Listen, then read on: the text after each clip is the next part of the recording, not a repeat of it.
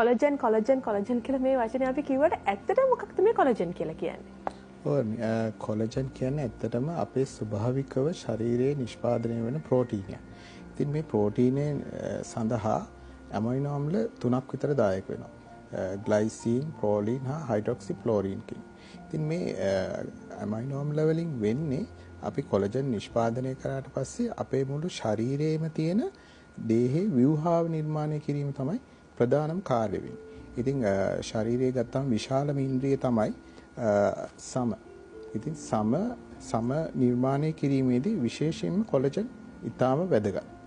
ඒ වගේම අස්ථි, කණ්ඩරා, අස්ථි සංදි, ඒ වගේම රුධිරනාල, ඒ වගේම අපේ ශරීරයේ පුරාම තියෙන සම්බන්ධක පටක නිර්මාණය කිරීමේදී මේ කොලජන් ඊටාම වැදගත්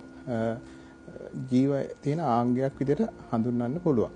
ඉතින් මේ කොලජන් වල තියෙන අනිත් වැදගත් කාරණේ තමයි අපේ ආහාර උනත් ගන්නකොට මේ කොලජන් වල අර ස්වභාවිකව නිෂ්පාදනය වීමේ ක්‍රියාවලිය අවුරුදු 30න් පස්සේ අඩු වීමකට ලක් වෙනවා. ඉතින් ඒක තමයි අර ගොඩක් වයසක පෙනුම එන්නේ, හැම රැලියට ඉන්නේ. ওই වගේ කාරණා හින්දා තමයි මේ අද කොලජන් ගොඩක් කතා බහට ලක් වෙන්නේ. හොඳයි වෛද්‍යතුමනි, තවත් කාරණයක් ඒත් එක්කම ඔබෙන් පැහැදිලි කරගන්න ඕනේ. ඇත්තටම ආයුර්වේදයට අනුව ස්වභාවිකව කොලජන් අපිට ලබා ගන්න පුළුවන් ආකාර මොනවාද තියෙන්නේ? ඔව් ඇත්තටම පියෝ කොලජන් කියන එක. ඒ කියන්නේ කොලජන් විදිහටම අපිට ගන්න පුළුවන් වෙන්නේ ශරීරය, ඒ කියන්නේ මාංශමය ආහාර වලින්. ඒ වගේම අපි දන්නවා කුකුල් මස් වල සමේ.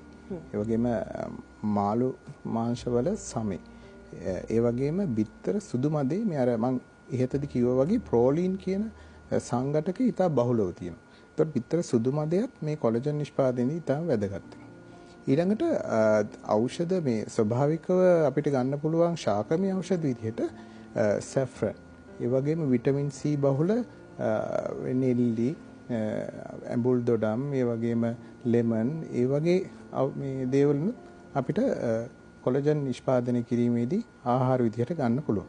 ඊළඟට මේ සාමාන්‍යයෙන් කහ, ඊට පස්සේ වියලිංගුරු, සැෆ්‍රන් අපි කුංකුම විදිහට තමයි ආයුර්වේදයේ හඳුන්වන්නේ. ඒ වගේ දේවලුත් අපිට ස්වභාවිකව කොලජන් නිෂ්පාදනයේදී ගන්න පුළුවන් අමුද්‍රව්‍ය විදිහට හඳුන්වන්න පුළුවන්.